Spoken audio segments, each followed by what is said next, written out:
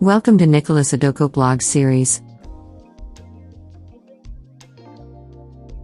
Are humans vegetarians by choice or compulsion? There is no more heated dispute in the realm of nutrition than that between meat eaters and vegetarians. The dispute is so heated that it makes one wonder if we were designed to be vegetarians from the start. Some people follow a vegetarian diet for health reasons, while others are motivated by ethical considerations. On the other hand, some meat eaters don't give a second thought to whether they should or shouldn't consume meat, while others will fight to the death for their right to eat animal flesh.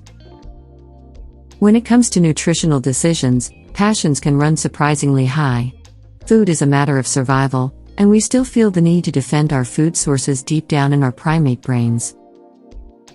Today, we are less concerned with the meat industry's ethics. This is not to say that they are unimportant, rather, we are more concerned with the biology involved. This article is divided into two parts. First, we must consider if humans are built to be vegetarians or if we develop to be so. Then we'll consider which choice is the healthiest. So, are we carnivores or herbivores? This is the first question to answer, and it appears to be straightforward anatomically. We don't appear like carnivores, our teeth aren't strong enough to rend flesh, and our stomachs are excessively lengthy. So, are we herbivores? No, our stomachs aren't big enough, and our teeth aren't quite right. We appear to be omnivores, with bodies capable of handling both meat and plant materials. But it's not quite that straightforward. It's impossible to tell what an animal's diet is only by looking at its teeth and gut. The panda, with its deadly canines and bamboo diet, is a great example. However, it is true that most creatures have a gut that is tailored to their diet. Lions, for example, have massive, smooth-walled stomachs that can hold large amounts of meat. Meanwhile, microorganisms in the abdomens of many herbivores break down the tough elements of plant matter, creating huge plant-destroying factories. We, humans, prefer to think of ourselves as unique, and in many respects, we are. However, we are incredibly ordinary when it comes to internal tubing. The human intestine is remarkably similar to that of our closest cousins, monkeys and apes. As a result, if we want to work in harmony with our gut's design, we should eat a diet that is at least similar to our cousins. Nuts, fruits, leaves, insects, and the rare bite of meat are found in almost every monkey and ape's diet. Although you may have seen terrible footage of adult chimps killing and devouring baby ones, this is a rare occurrence when compared to the amount of non-meat goods consumed. We can deduce from these facts that we are not necessarily vegetarians and that we have evolved to eat only the occasional nibble of meat. Meat eating in human evolution.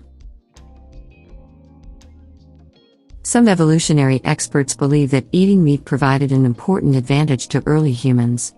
Meat is high in energy and protein, which may have aided in the development and maintenance of the large cabling bundle between our ears.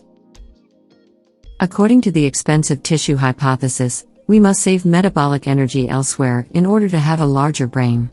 Our intestines were shortened to do this. However, having a shorter gut meant that our diet needed to be of higher quality in order to offer enough nutrients. The animal-based diet is introduced. It's worth mentioning that this hypothesis isn't universally accepted. Some academics argue that planning and conducting a hunt aided the development of language, communication, and complex societies. However, just because something has been done for millennia does not imply we must continue down the same route. Modern living is different. The possibilities on the dinner table are far more diverse. For example, our forefathers did not have access to tofu, and a human in a colder climate would have difficulty finding cashew nuts in their daily forage. According to biology, humans can eat seeds, fruits, vegetables, roots, and a variety of other plant parts in general. However, our bodies are unable to fully digest all of them. The cell wall, which is made up of fiber-like substances like cellulose, hemicellulose, and lignines, is the outermost layer of every plant cell. Because you lack the enzyme cellulase, you cannot digest these fibrous substances. Cows, goats, and deer, for example, cannot generate cellulase on their own. They do, however, have helpful gut bacteria that produce it for them, but humans lack such bacteria. Despite this, our bodies create all of the enzymes required for the breakdown and absorption of meat, such as protease and lipase. The size of an animal's digestive tract is determined by two factors: its nutrition and gut microorganisms. The more calorie-dense the meal, as in any carnivores, the less time and microbial assistance is required for digestion and absorption, hence carnivores' shorter gut. Herbivores, on the other hand, eat plants, which are low in calories. Herbivores must eat more of these items to meet their daily calorie needs, and their digestive systems must work harder to extract nutrients, which explains why herbivores have a longer stomach. Humans, as omnivores, can eat and digest both meat and plants, thus the length of your gut is somewhere in the middle. Meat, in sickness and in health, do you believe this? Okay, let's find out. It makes little difference whether it is natural for you to consume meat or not. From a medical standpoint, we should only consume meat if it is beneficial to our health. There has been a growing pile of information in recent years supporting the health benefits of being vegetarians, following a vegetarian diet, and the health hazards of stuffing our faces with too many burgers. Meat is high in protein and vitamin B12, as well as iron, so it's simple to understand how including meat in their diet would have helped our forefathers survive. Protein is now much easier to acquire, as shown in nuts and beans, for example. Iron can be found in beans, cereals, nuts, and a variety of vegetables, and vitamin B12 can be found in cheese, eggs, milk, and chemically fortified items. So a fully balanced diet is abundantly available for vegetarians. With this in mind, we should probably be asking, is there a safe level of meat? Rather than should we eat meat? Which types are the worst? In a nutshell, there are 4 sorts of meat: white, red, processed, and seafood. Fish and white meat are generally thought to be healthy, as long as they aren't deep-fried or wrapped in bacon. In the case of red meat and processed meats, however, the situation is reversed. Colon cancer and heart disease are linked to red and processed meats. The vast majority of studies show that consuming more of this meat is harmful. But determining how much is too much and what levels are safe is more difficult. Conclusion. So, should we all be vegetarians and eat only fruits, nuts and vegetables? There will still be no definite answer.